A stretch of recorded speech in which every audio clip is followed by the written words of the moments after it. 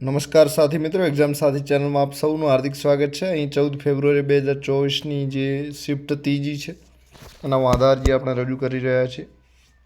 અગાઉ મેં આના ઉપર 7 વિડીયો બનાવ્યા છે। તો તમારી જે શિફ્ટ લાગુ પડતી હોય એ વાંધારજી માટેની 3 શિફ્ટ છે। એમાં શિફ્ટ 8, શિફ્ટ 12 અને શિફ્ટ 14ના મોટા ભાગના વિડીયો બધા જ ક્વેશ્ચન મેં કવર કર્યા છે।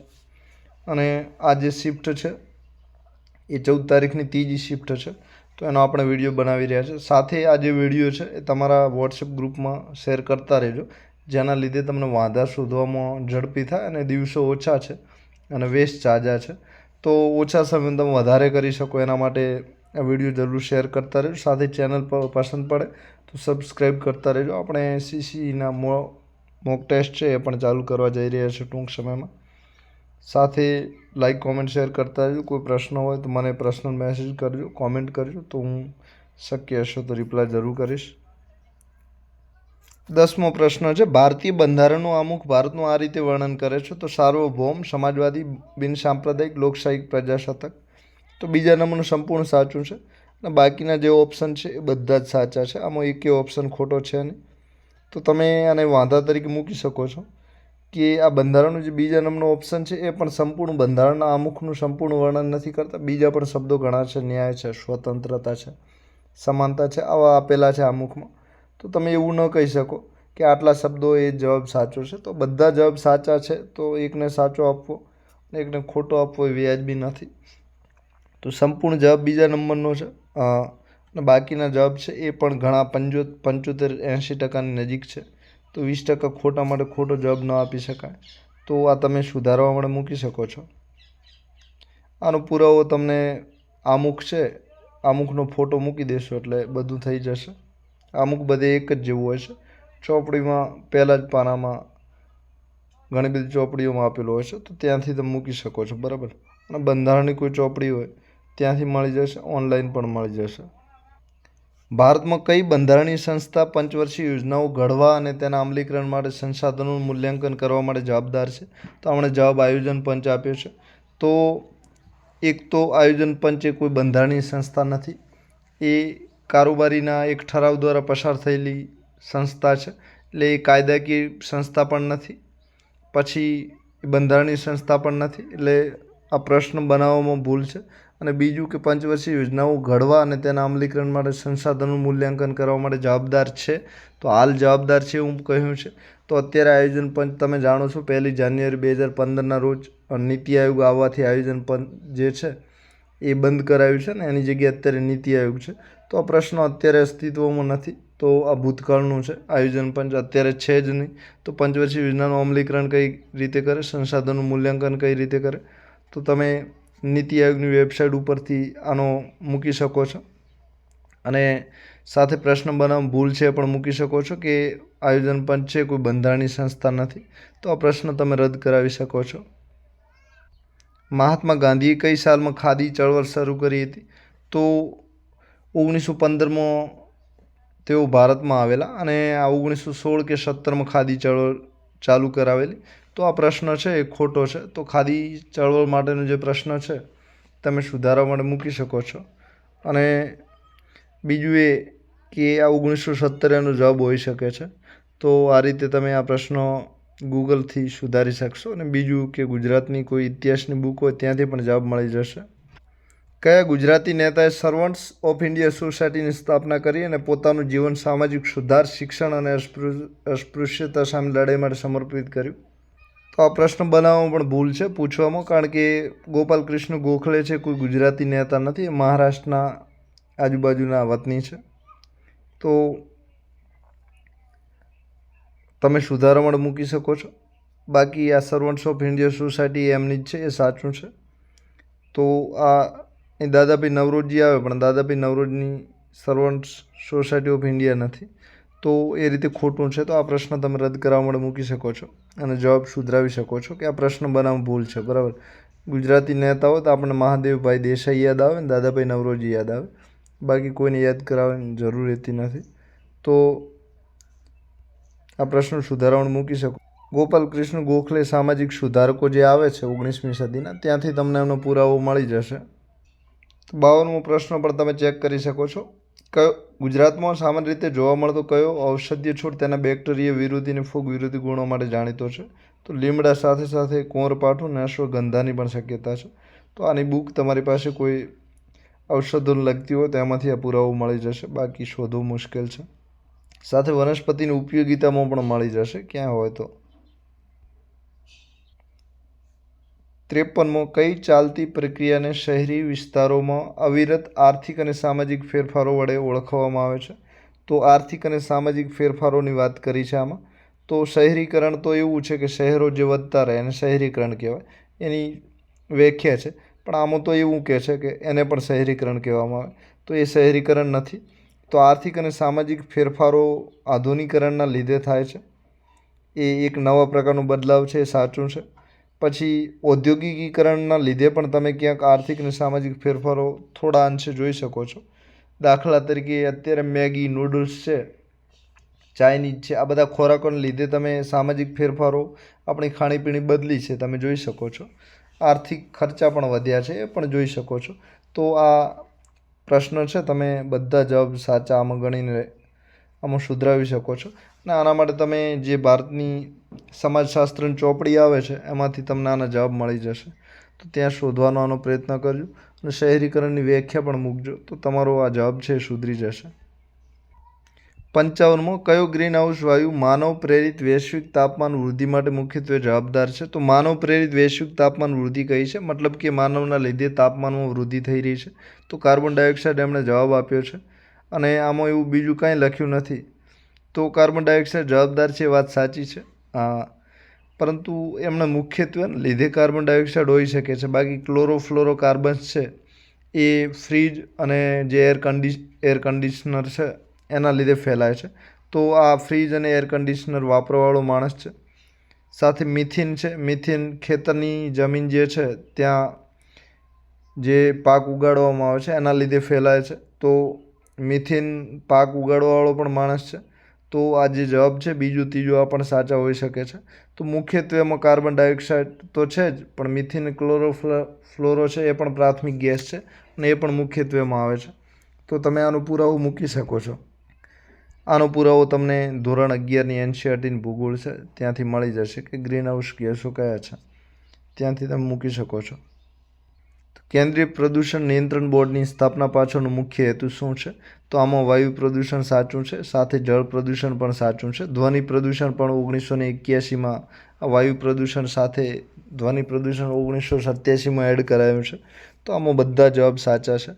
તો તમે આ કેન્દ્રીય પ્રદૂષણ નિયંત્રણ બોર્ડની જે વેબસાઇટ છે CPCB, એના ઉપરથી તમે પોલ્યુશન કંટ્રોલ બોર્ડની જે વેબસાઇટ છે ત્યાંથી તમે આ સુધારવા માટે મૂકી શકો છો. તો સેન્ટ્રલ પોલ્યુશન કંટ્રોલ બોર્ડ પરથી આ સુધરી જશે, બરાબર.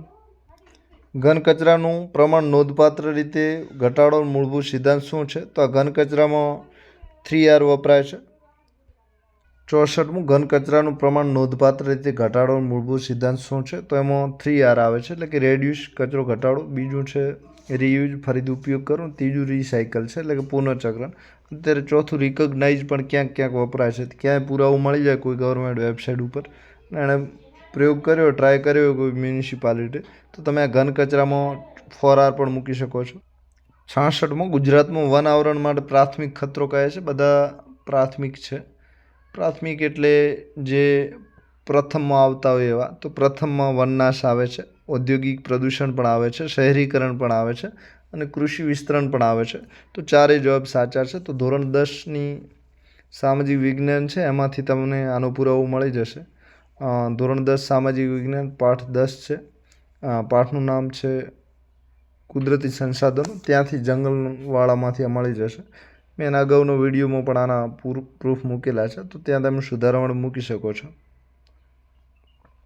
આમાં પ્રાથમિક કહે છે, તો ખેતીમાં પણ તમે જાણો છો કે ખેતીના પ્રાથમિક ક્ષેત્રો કયા કયા છે? તો પ્રાથમિકમાં કોઈ એક ક્ષેત્ર ન હોય, તો પશુપાલન, ડેરી છે, આ બધા પ્રાથમિક ક્ષેત્રો ગણાય છે. તો તમે એક દાવાની રીતે કહી જ ન શકો, એના માટે તમારે પ્રથમ મૂકવું પડે, પ્રાથમિક ના ચાલે, બરાબર. તો પ્રાથમિક એટલે કે જે શરૂઆતના છે તે એ બધા પ્રાથમિક કહેવાય છે.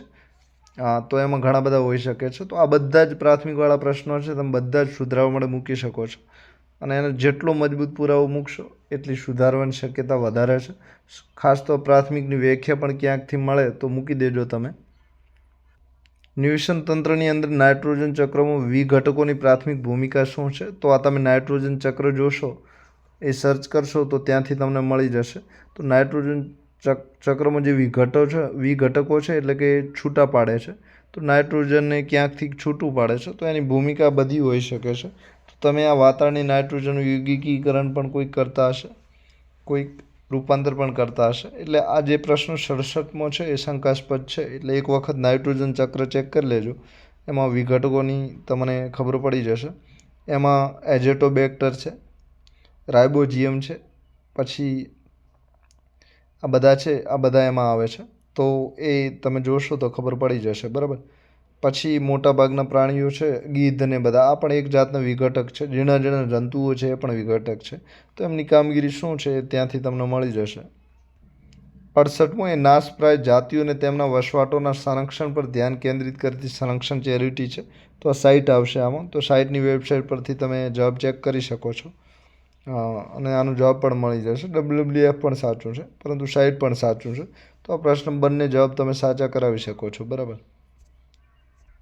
બિનચેપી રોગો માટેનું બીજા ક્રમનું સૌથી વધુ જોખમી પરિબળ કયું છે? તો જે ચેપથી ન થતા હોય એવા, તો દાખલા તરીકે કેન્સરને આ બધા છે.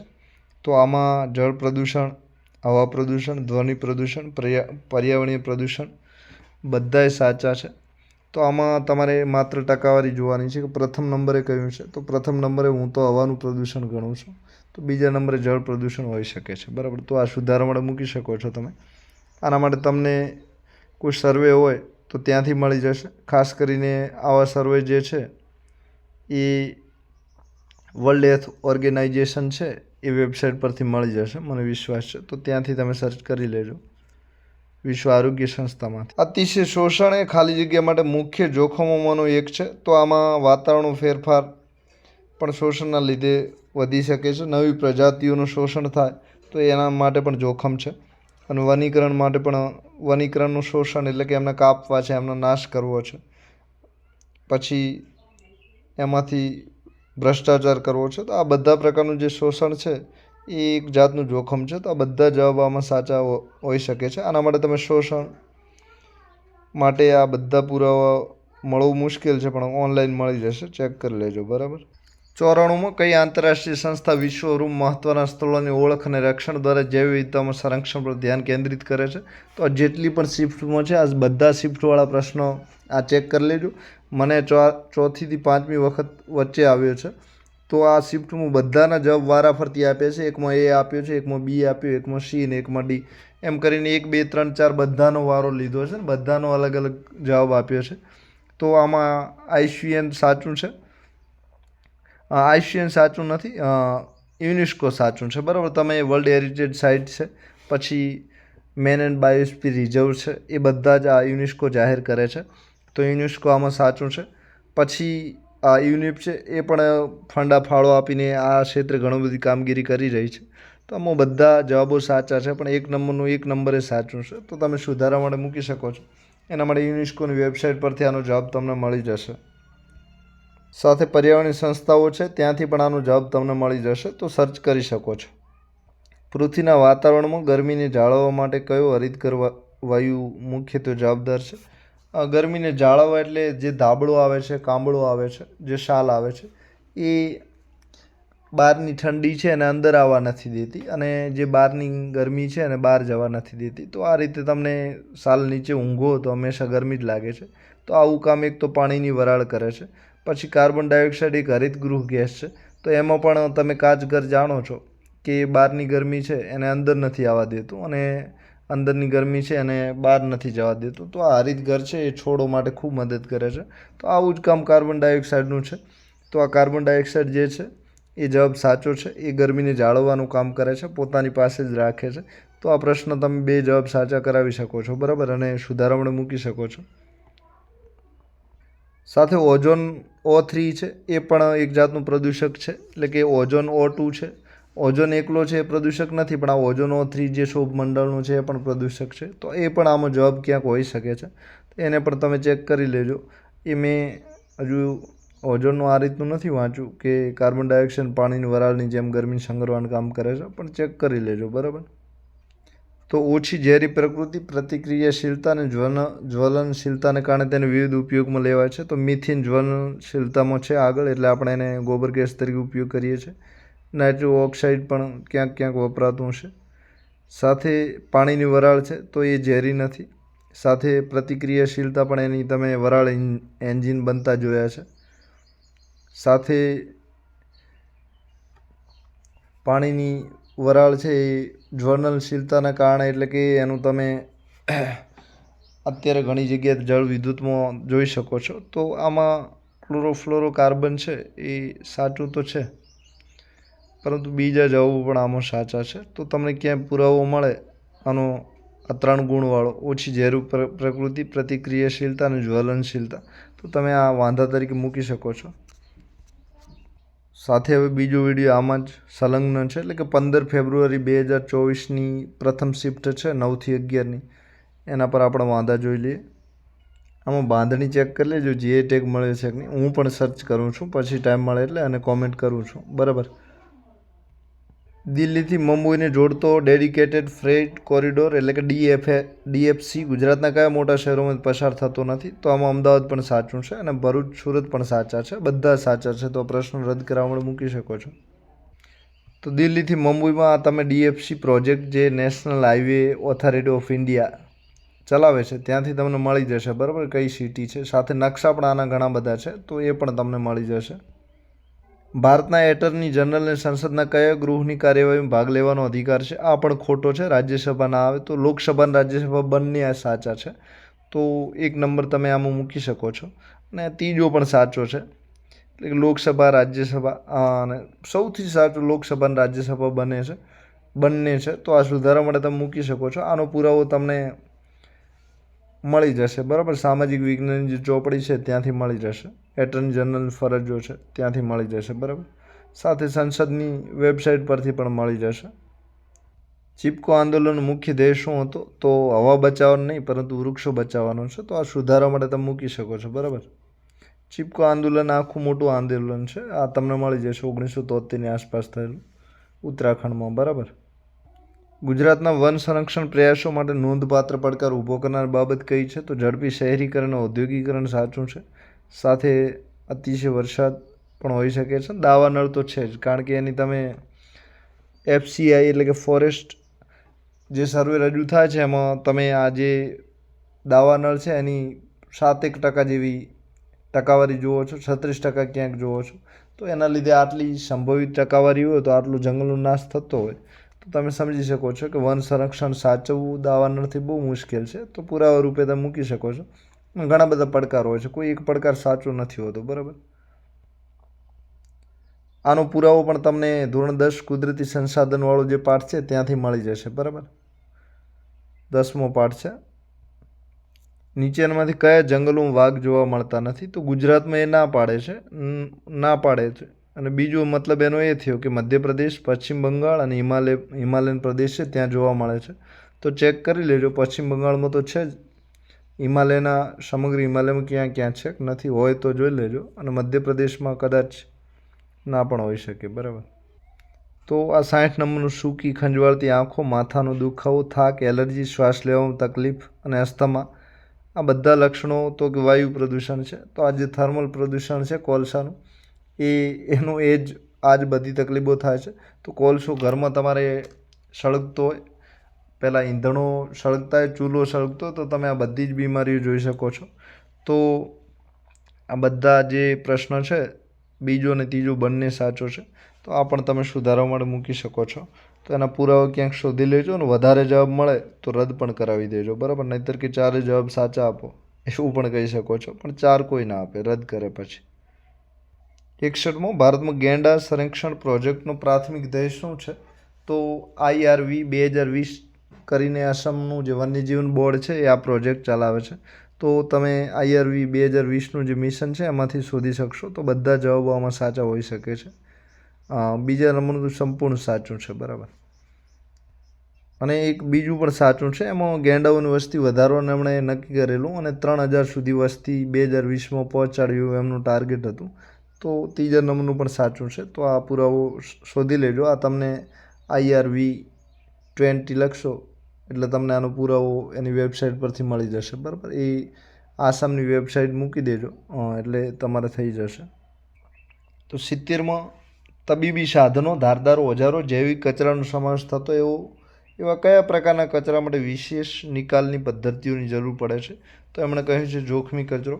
તો આજે આ કચરો તબીબી સાધનો, ધારદાર ઓજારોનો આ બધો જૈવિક કચરો છે. એ જૈવિક ઘટનીય કચરો, નગરપાલિકાનો કચરો, ઔદ્યોગિક કચરો, આ બધેથી આ કચરો પણ મળી શકે છે.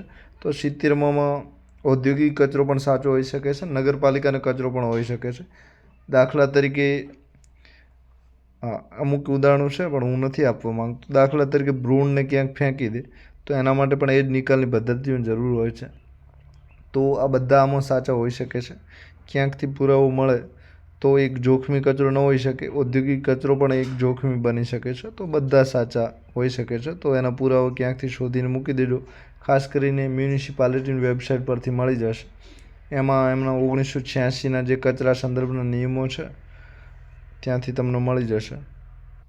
70મું ગુજરાતમાં ગીર રાષ્ટ્રીય ઉદ્યાન ભારતીય ચિત્તાના સંરક્ષણ માટે જાણીતું છે. તો અત્યારે ભારતમાંથી ચિત્તા સંપૂર્ણ લુપ્ત થયેલા છે અને ચિત્તા ક્યાંય છે નહીં. તો ચિત્તાનું સંરક્ષણ કર્યું કઈ રીતે કહેવાય? તો ચિત્તા નથી એવું તમે IUCNની રેડ લિસ્ટનો પુરાવો મૂકીને કહી શકો છો. સાથે ગીરની વેબસાઇટ છે ત્યાંથી પણ તમને આનો પુરાવો મળી જશે કે ચિત્તા એકે છે નહીં. તો સુધારાવણ મૂકી શકો છો અને જવાબ રદ કરાવી શકો છો, બરાબર. મનુષ્યની કઈ પ્રવૃત્તિ વાતાવરણમાં હાજર ઓક્સિજનના સ્તરને ઘટાડે છે? તો વનનાશ આમાં કહ્યું છે. એ સાચું છે, બરાબર. આમાં બાકી બધા તો ખાણકામ તો નથી શકતા એટલે કદાચ આમાં કોઈ સુધાર નથી, બરાબર છે. આમાં એવું થઈ શકે છે ખાણકામના લીધે પાણી પ્રદૂષિત થાય અને ત્યાંથી ઓક્સિજન ઘટી શકે છે. વૃક્ષો ઓછા થાય ખાણકામના લીધે અને ત્યાંથી ઓક્સિજન ઘટી શકે છે. આ રીતના ક્યાંય પુરાવા મળે તો તમે આને સુધારવા મૂકી શકો છો. બાકી તો સુધારવાની શક્યતા તો બિલકુલ ઓછી છે, કારણ કે આટલા બધા ડીપમાં તો ના જાય, બરાબર. 61મું એસિડ વરસાદ જલીય નિવસન તંત્રને કેવી રીતે અસર કરે છે? તો જલીય જીવનને નુકસાન પહોંચાડે છે. એ સાચું છે. જળચર વનસ્પતિની વૃદ્ધિને પ્રોત્સાહન આપે છે. એ પણ સાચું હોઈ શકે છે. એના વિશે હું નથી જાણતો, પણ આ ત્રીજા નંબરનું પણ સાચું છે. તો આ રીતે તમે સુધારવા મૂકી શકો છો. સાથે pH સ્તર પણ વધતું હશે એ પણ તમે મૂકી શકો છો, બરાબર. આ બેમાંથી ત્રીજા ચોથામાંથી એક તો સાચું હશે જ, બરાબર. તો એસિડ વર્ષા સર્ચ કરશો તો એસિડ વર્ષામાં આના પુરાવા તમને મળી જશે. પ્રકરણ પણ આલાયદા તમને એસિડ વર્ષાના આપેલા જ છે ભૂગોળ અને સામાજિક વિજ્ઞાનમાં, ત્યાંથી પણ મળી જશે. હોસ્પિટલના કચરાને ભઠ્ઠીમાં નિકાલ કરવામાં આવે છે. જવાબ સાચો છે. આ કાયદો આવું બોલે છે. પણ ઘણા બધા જળ નિકાલ પણ કરતા હશે, પ્લાસ્ટિકની કોથળીમાં પણ કરતા હશે ને પોલિથીનની બેગમાં ભરીને પણ જતા હશે. આ પણ સાચું છે. આ મજાક માટે છે. આમાં આપણે આક્ષેપ ન કરી શકીએ સરકાર માટે, એટલે આ બધું સાચું જ છે, બરાબર. હવે આમાં સુધારા માટે ન મૂકતા, કોઈ નવરા બેઠા તો મૂકી દેજો. આબોહવા પરિવર્તન સામે લડવા માટે આપણે જે કરી શકીએ તે એકમાત્ર સૌથી મહત્ત્વની બાબત એ છે કે અશ્મિભૂત ઈંધણના આપણા વપરાશમાં ધરખમ ઘટાડો કરીએ. તો અશ્મિભૂત ઈંધણ એટલે જે તમારે ચૂલામાં સળગાવો છો, કોલસો છે, આ બધું આવે. સાથે અહીં કોલસો પણ ત્રીજા નંબરે આપેલો છે અને લાકડા પણ આપેલા છે. તો કોલસો ને લાકડા ભેગા કરીએ એટલે અશ્મિભૂત ઈંધણ થાય છે. તો ત્રીજું ને ચોથું પણ સાચું છે. તો તમે એને પુરાવા માટે નિયમો મૂકી શકો છો, બરાબર. આનો તમને પુરાવો ગ્લોબલ વોર્મિંગમાંથી મળી જશે, બરાબર. એટલે કે ગ્લોબલ વોર્મિંગથી બચવાના ઉપાય કયા છે, ઉપાયમાંથી આ મળી જશે પુરાવો, બરાબર. અને એની અસર શું થાય છે ત્યાંથી ક્યાંકથી આ પુરાવો મળી જશે, બરાબર. સર્ચ કરી લેજો.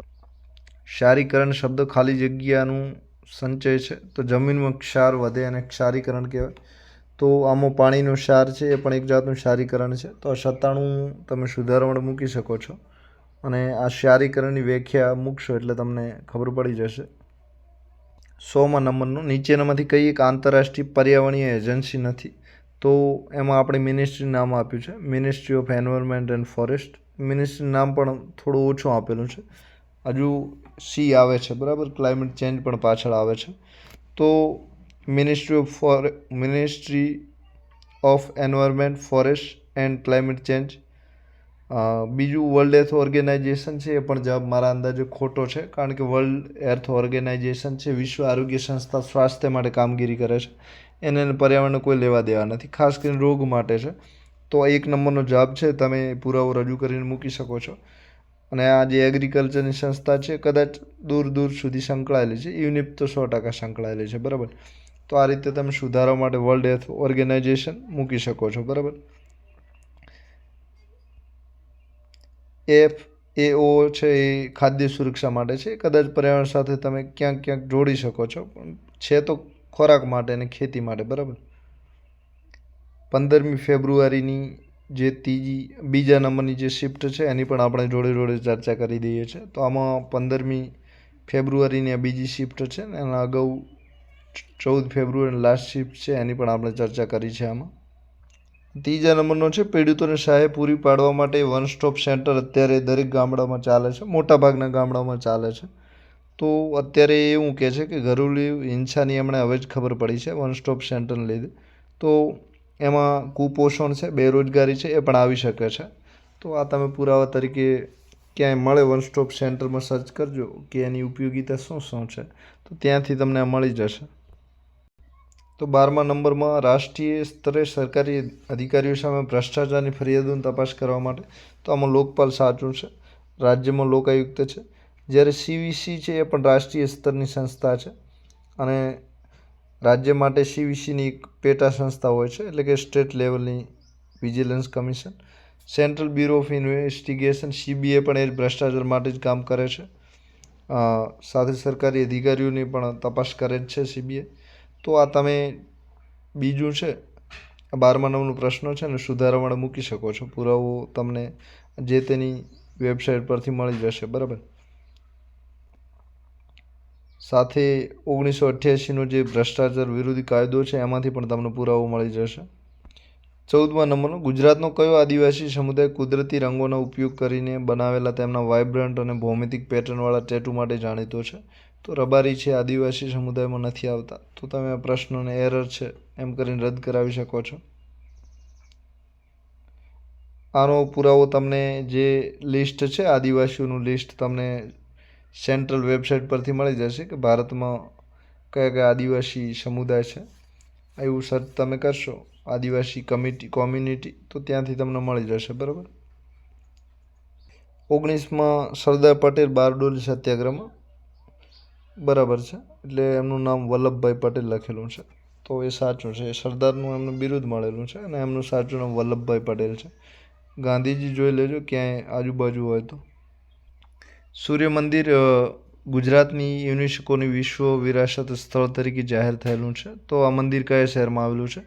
અત્યારે ગુજરાતમાં વર્લ્ડ હેરિટેજ સાઇટ 4 છે, એમાં ચાંપાનેર છે, એક અમદાવાદ છે 2, ત્રીજું ધોળાવીરા છે 3, અને એક રાણકી વાવ છે 4.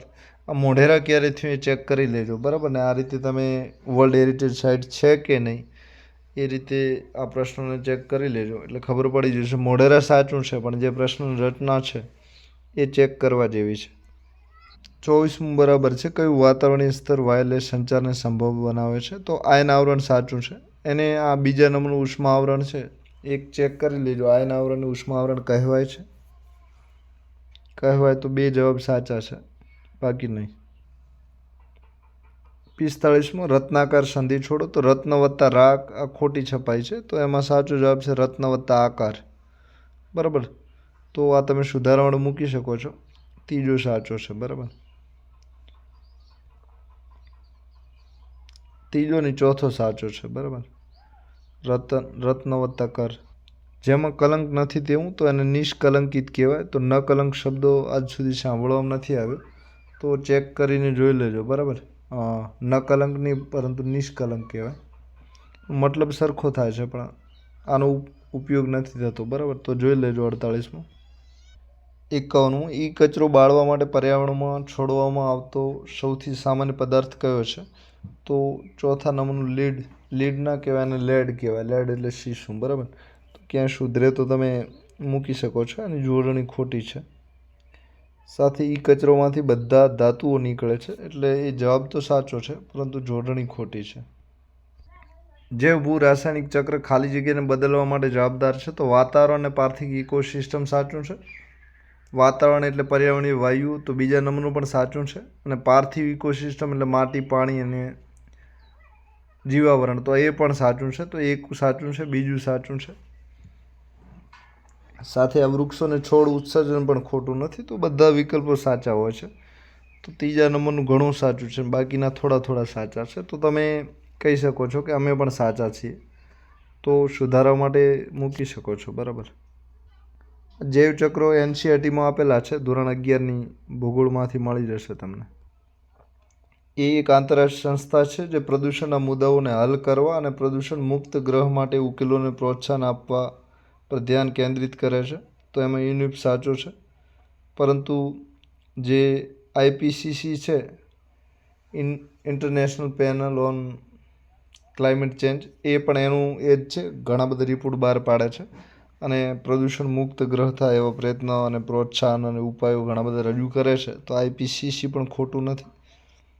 સાથે પ્રદૂષણના મુદ્દાઓમાં બીજી કોઈ સંસ્થા નથી આવતી. તો આ યુનિપ છે અને IPCC છે, આ બંને સાચી છે. સાથે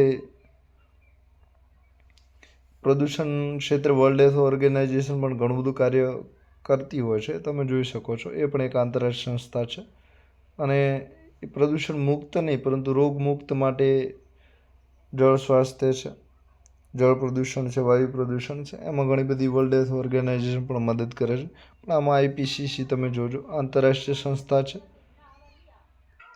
શિયાળાના મહિનાઓમાં યાયાવર પક્ષીઓનું ભારતમાં આવવાનું પ્રાથમિક કારણ શું છે? તો આમાં બધા સાચા છે, બીજું, ત્રીજું, ચોથું, બરાબર. આ ફરીથી પ્રાઇમરી કહે છે, તો પ્રાઇમરીમાં ઘણા બધા હોઈ શકે છે, બરાબર. તો તમે મૂકી શકો છો. માનવ મગજ સંઘર્ષના કેસો અથવા HCC, આમાંથી કયા સ્થળે સૌથી વધુ જોવા મળે છે? તો વડોદરા શહેરની વિશ્વામિત્રી નદી સાચું છે. વડોદરામાં જ્યારે વધારે વરસાદ પડે ત્યારે વિશ્વામિત્રી નદી છે એ ઘરા આંગણે મગર લઈને આવે છે. પરંતુ તમે આ કીમ અને ઝરણા નદી છે એ પણ જરા ચેક કરી લેજો. કીમ પણ વડોદરા બાજુની નદી છે, તો કીમ પણ આવો બનાવો બનાવી શકે છે.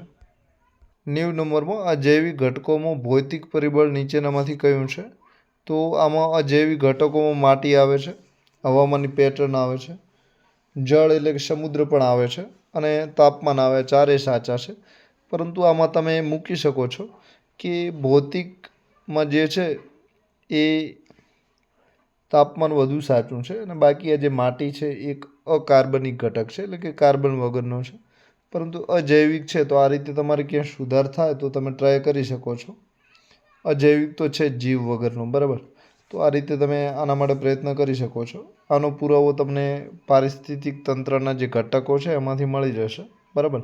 ચોપડીમાં પણ તમને મળી જશે, કારણ કે ચોપડીમાં આ બધા અજૈવિક ઘટકો તરીકે લખેલા હશે. અને બીજું એ છે કે આમાં હવામાનની જે પેટર્ન છે, એટલે કે એમાં એક વાયુમંડળનું દબાણ પણ આવે છે, તો એ અજૈવિક ઘટક છે. એટલે આ પ્રશ્ન તમે ખોટો બનાવી શકો છો અને 2 જવાબ 1 અને 4 આ 2 સાચા જવાબ પણ મુકાવી શકો છો. તો આ રીતે તમે સુધારવા માટે આનો પ્રયત્ન કરી શકો છો. વાતાવરણમાં ઓઝોન સ્તર કયા સ્તરમાં હોય છે? તો આમાં સમતાપ આવરણ સાચું છે, એમાં 90% છે. અને આ જે બીજું તમે વિષમતાપ આવરણ જોઈ શકો છો, એટલે કે શોભ આવરણ, એને એ નામથી પણ જાણીતું છે. તો એમાં 10% ઓઝોન તમે જોઈ શકો છો. તો આમાં બંને જવાબ 1 અને 3 સાચા હોઈ શકે છે. 90% એમાં છે, તો ટકાવારીની રીતે વધારે છે. પણ તમે મૂકી શકો છો કે વિષમતાપમાં પણ હોઈ શકે છે. તો વિષમતાપ એટલે શોભ આવરણ, બરાબર. આ ચેક કરી લેજો. તો આ પણ સુધારવા માટે મૂકી શકો છો. સુધારે તો સારું, ન સુધારે તો પણ સારું. તો આમાં આપણે કુલ 3 શિફ્ટ કવર કરી છે. એમાં 14 તારીખની પહેલી ને બીજી શિફ્ટ છે અને તે સિવાય આપણે 15 તારીખની પહેલી ને બીજી બંને શિફ્ટ છે અને 14 તારીખની છેલ્લી શિફ્ટ છે. તો આમ કુલ આમાં 3 શિફ્ટ કવર કરી છે. સાથે બધા પ્રશ્નોનો જવાબ છે એના માટે આ વિડીયો છે ગ્રુપમાં અને બીજે શેર કરતા રહેજો, જેના જવાબો શોધવામાં તમને સરળતા રહે. એકલા આટલા બધા જવાબો નહીં શોધી શકો તો દિવસો ઓછા છે અને કામ વધારે છે. તો આ રીતે તમે શેર કરતા રહેજો. આપ સૌનો આભાર. સાથે ચેનલને સબસ્ક્રાઈબ જરૂર કરતા રહેજો. તમારા મિત્રો જોડે શેર પણ કરતા રહેજો. ફરીથી આપણે મળીએ છીએ. Thank you. આપ સૌનો આભાર.